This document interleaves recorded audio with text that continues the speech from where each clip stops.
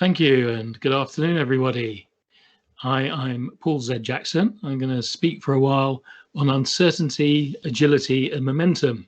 So within the next 30 minutes, I hope to share some ideas about these topics that you can apply personally to your current challenges, assuming that those challenges include keeping yourself going, staying agile, maintaining well-being, while dealing with... Thank you and good afternoon, everybody.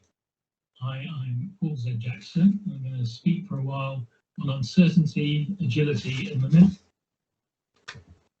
While we're dealing with constant uncertainty, as business people today, we're always dealing with innovation and rapid adaptation to stay on track, whether in our own career planning or attracting and developing top talent or designing for new hybrids of in-person and virtual working practices. And to do these and more, I'm inviting you to consider improvisation as a significant, yet so far neglected, set of exciting ideas and practical tools that can help us all flourish. Here is a picture of the Comedy Store Players. That is the longest running comedy show in the world, having run from 1985, so nearly 40 years. And it's not the same show every time. In fact, they have a completely fresh script every time because it's improvised. That is to say, made up on the spot. I've worked with the Comedy Store Players, Paul Merson, Josie Lawrence, and with other improvisers like Rob Brydon and Ruth Jones over a number of years. And those are the performance end of the improvisation field. But it's also possible to consider improvisation in non-theatrical applications, to think about how we can use the invisible skills that they're putting their shows on with in our own organizations and businesses.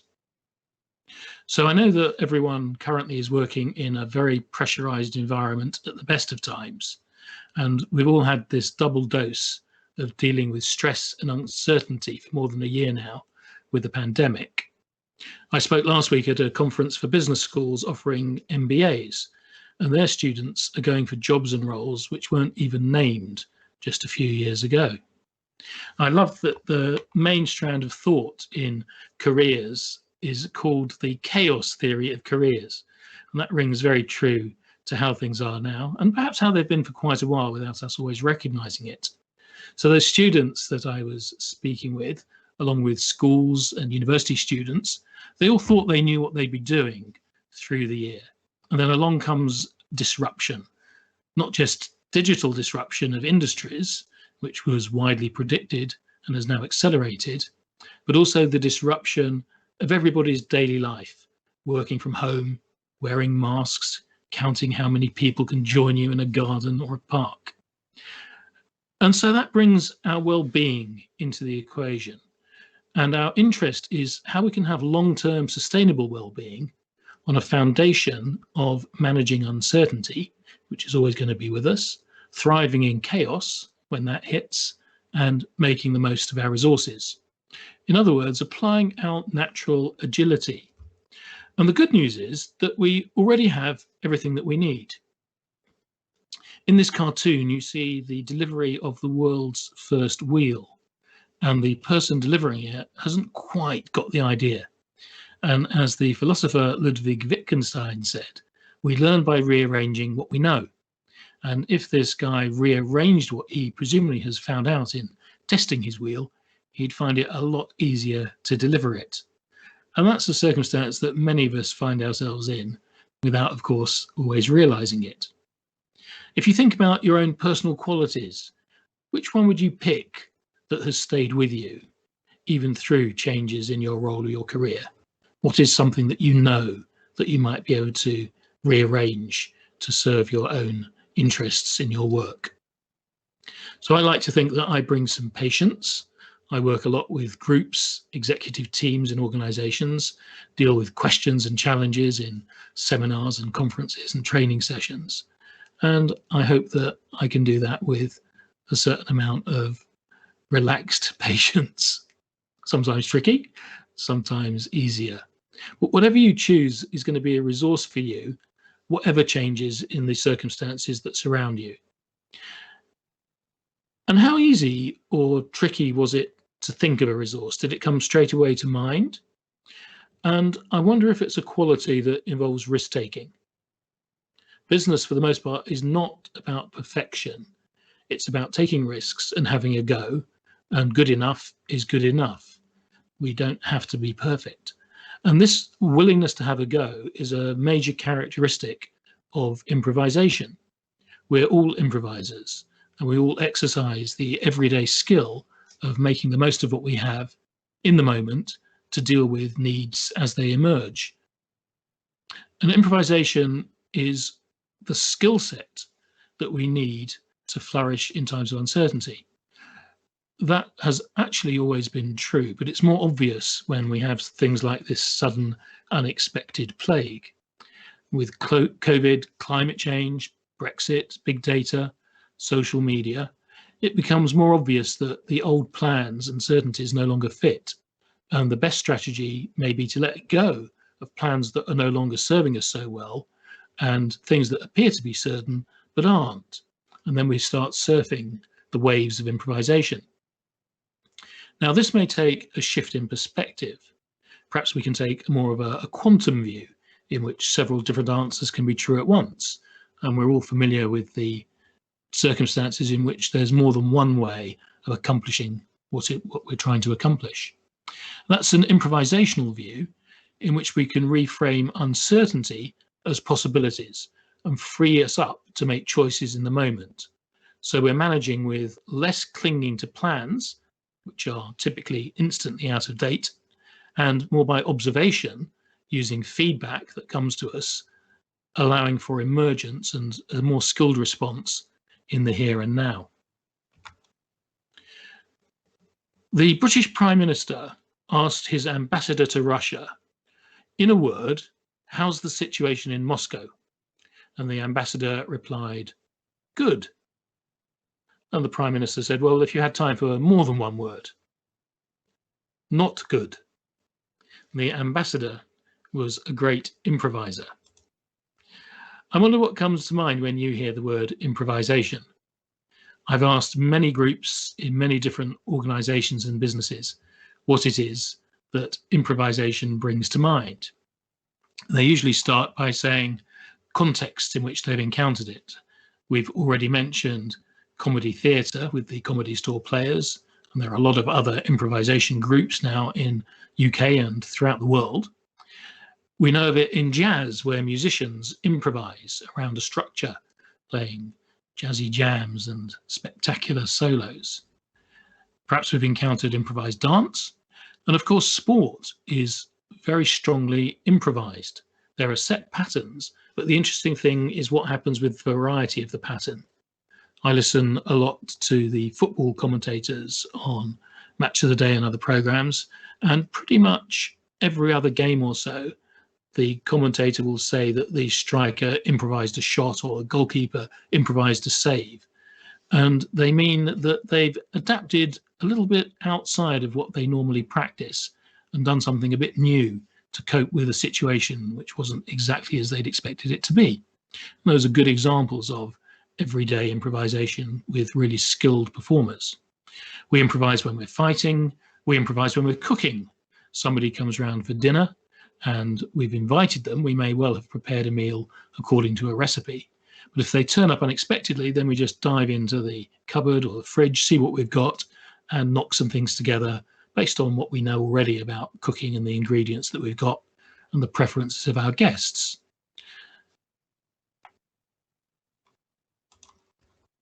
Then people talk about the emotions that they experience when they hear the word improvisation. A lot of people perceive it as frightening because they think it means that they're going to be asked to perform or that they have to be funny and be like a Paul Merton or a Josie Lawrence. Others will transform that into a feeling of excitement or going a bit further along the scale, fun. It sounds challenging and exciting and fun. They're curious about it.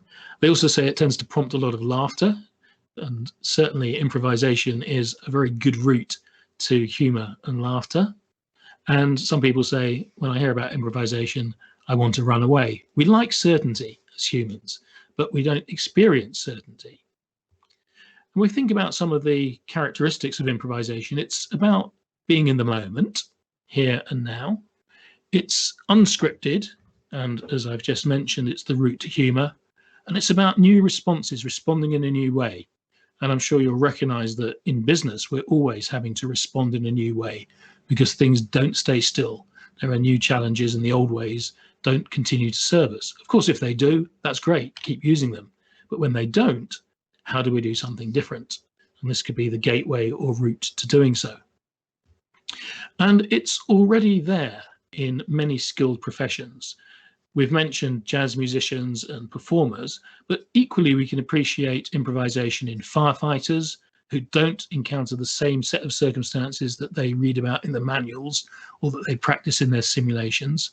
Every house and every factory that they go to with a fire is different. And the same with surgeons. People are built a little bit differently in important ways from each other, and many other skilled professionals. If you work in IT, you'll know about Scrum and Agile. If you're looking at peak performance, you'll know about the connection to flow, which is improvisation experienced in action.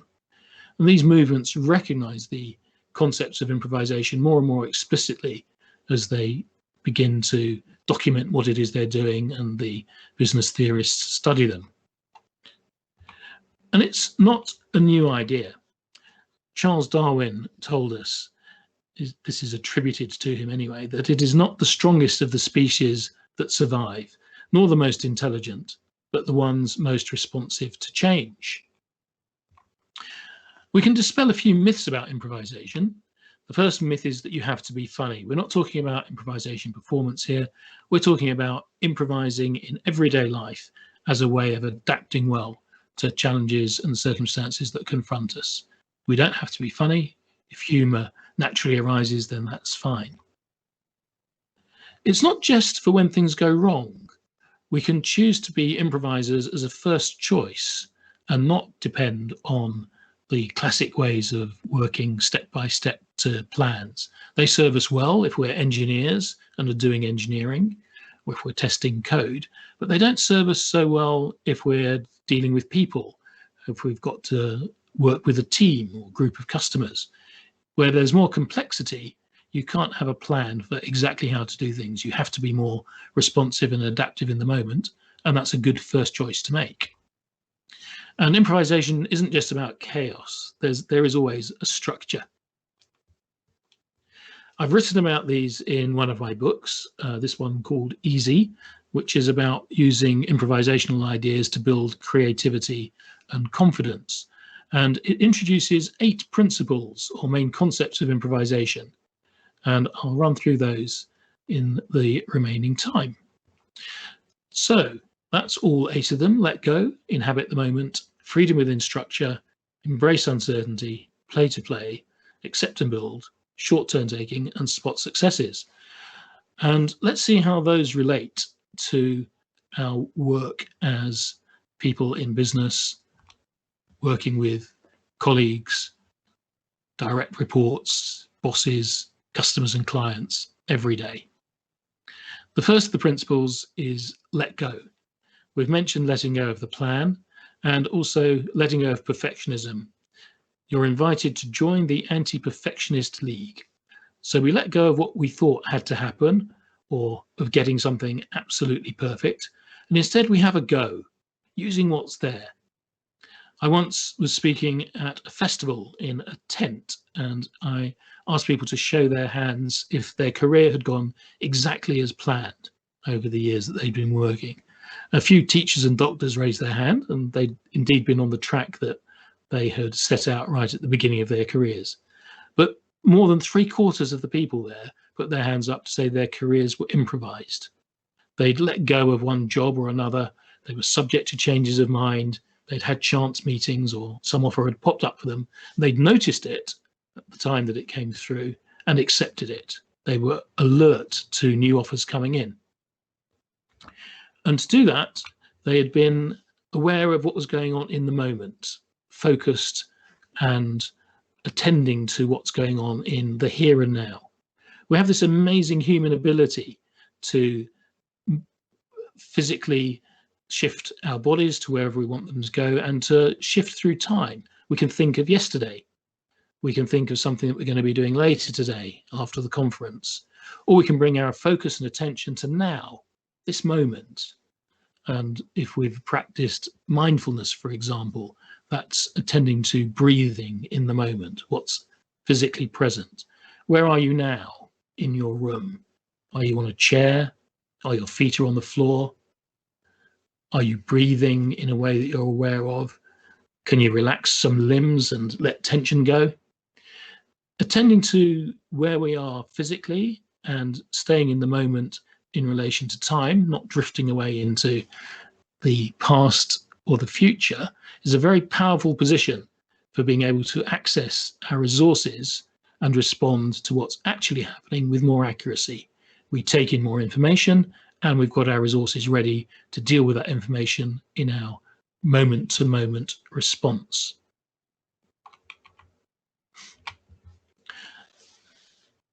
There's freedom within structure. And if we can identify the structure, then we can find the freedom. And there's always a structure in business, in our own company. There are rules, guidelines, expectations. And there's a freedom in how you play each new occurrence of one of those situations. And sometimes there's also freedom to change the structure. So for example, if you are in a sales meeting and selling something to a potential client, you'll know roughly what the expectations are. It's a person-to-person meeting, either online or in a certain room. It's expected to run for a particular length of time, and it will probably follow a certain path or pattern. But you don't say exactly the same thing every time. We've got robots and computer programs that can do that for us. What's important is to respond to the response that you're getting from the people that you're talking to and use that improvisational freedom within the set structure. More generally in organizations, we like to draw them in the way that it is depicted here on the left-hand side of this diagram, the organization chart, all very clear lines. But as people experience the organization, it's more like the right-hand side. Far more flexibility, a bit more mixed upness, greater degree of complexity, what one of my colleagues calls wiggliness. We're wiggly in organizations, but they're not usually described in that way. They're usually described in the other way, and that's misleading. So it can make sense to embrace uncertainty. Now, perhaps embracing uncertainty sounds a little bit too radical if we're not very keen on uncertainty, but maybe we could be at least more comfortable with it. Perhaps you've had some career turning points where you had to deal with that uncertainty of changing from what you knew and going towards something that you didn't yet know. Children are very good at that. And I have experienced in my own business life 4 different careers. When people ask me what I wanted to be when I grew up, I would say things like astronaut or footballer. And neither of those were terribly realistic. I didn't have the skills to be a professional footballer, and there were very few spaces, if you'll excuse the pun, for aspiring astronauts. Even now, probably not a great career aspiration. So I turned initially a journalist, and I worked on newspapers for 10 years. And that would be a career that's no longer available. There are so many fewer newspapers and print outlets, but I could have used the same skills of writing and interviewing people and presenting information, maybe in other careers, by realizing what transferable skills were available to me. Then I became a comedy producer for the BBC, and it was in this phase that I was working with Paul Merton and Josie Lawrence. And then I was a comedy improvisation theatre director.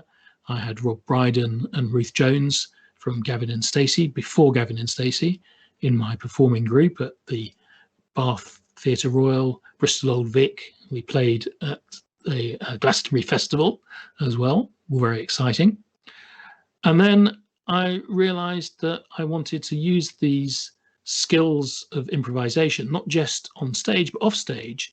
And I became a trainer and facilitator, and find myself now doing things like panel discussions on international conferences. This one was in Istanbul, driving change for protection of humanitarian workers internationally, a long, long way from the field of comedy. Not what I was expecting a few years back. And I'm sure that you will have turning points in your own careers there where you did embrace uncertainty and are richer and wiser for the experience. I'm not advocating being reckless or taking stupid or silly risks, but appreciating a degree of uncertainty and becoming that bit more comfortable with it. And we can do that by being a bit more playful. We can play in a number of ways. You're all aware of playing to win, competitive sports, and some people see business as a competitive sport in which winner takes all, or there are winners and losers. But that's not always the case. Some elements of business are much more about being collaborative, and it's advisable to also be aware of the possibilities of playing to play, to enjoy what we do and make full use of what the daily processes offer us, really get the most out of them. And we can play to learn, where after we've engaged in something, we can reflect and look for possible improvement. All of those are useful ways of being playful. If you've encountered improvisation before, you'll have heard of the saying, yes, and. This is the magic that enables improvisers to create a scene in the moment without any script and not knowing what it is that was coming. One of them will propose something and the other one will say yes, and will build on it, rather than saying, no, that's not true, and forcing the other person to work even harder to create a plausible or believable scenario. So a series of yes andings is how these scenes are put together. That's the secret behind improvisational performance. And we can extend that to the idea of accepting and building, accepting the reality that's around us and then building on that. It's useful to see that the world has changed, to notice that and appreciate that, accept it, and that puts us in a better position to deal with it than denial or refusal to look at anything and hope that everything's working out exactly as we wanted to do without us engaging with the way that the world is. The people who pivot quickly and adapt and disrupt within business many of them have been trained in improvisational ideas in California. The big tech companies, for example, are all very familiar with these ideas, and the success they've had is not an accident in relation to how quickly they're prepared to switch from something that's not working to something that is working. I think we can all learn from some of those concepts. The great improvisation guru, Keith Johnston, he wrote a book called Impro, which is a terrific book, not just about theatre, but about learning and life. He said, there are people who prefer to say yes, and there are people who prefer to say no. Those who say yes are rewarded by the adventures they have. Those who say no are rewarded by the safety they attain. So we can always make those choices. And if we say yes to the adventure, we can build up success if we notice it and build on it. So I mentioned my career as a newspaper reporter and a comedy producer, and none of that's really gone to waste since. In the spotting of the success of what works, it's possible to drop the things that aren't working so well and keep building on the things that are working well. And there's short turn taking. This is another secret of working well with colleagues and collaborators, is taking short turns so that nobody's working too hard as you build ideas between you. You go back and forth, and then it's your turn again in a minute. So these are the life path principles. And here are some of the books that I've written in my journey as a business consultant. They're divided into two sets really, the improvisational based ones and those that are based on the solutions focus. That's technology of conversational change, changing organizations by changing the conversation. And both solution focus and improvisation fit well one on top of another. So if we ask what students need, what leaders need, what business people need, the answer, I think, is improvisation, your life path. It's a very good place to invest our attention. If you want to do a scan of this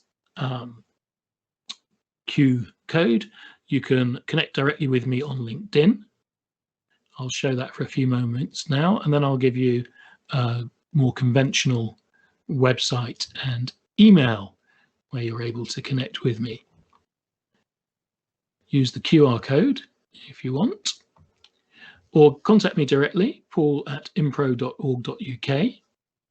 And if you go to my website, then you can get a free booklet which goes into more detail on the life path concepts when you sign up for a newsletter, which will come out occasionally with news and blogs, lots of free information and free resources on the website. And we see then that learning playfully and collaboratively in environments that you make safe for the people who are engaged with you are going to be more enjoyable, effective ways to make progress and the key to facing our challenges. So thank you very much for your attention. I'm going to stop sharing the slides so that you could see me for a moment.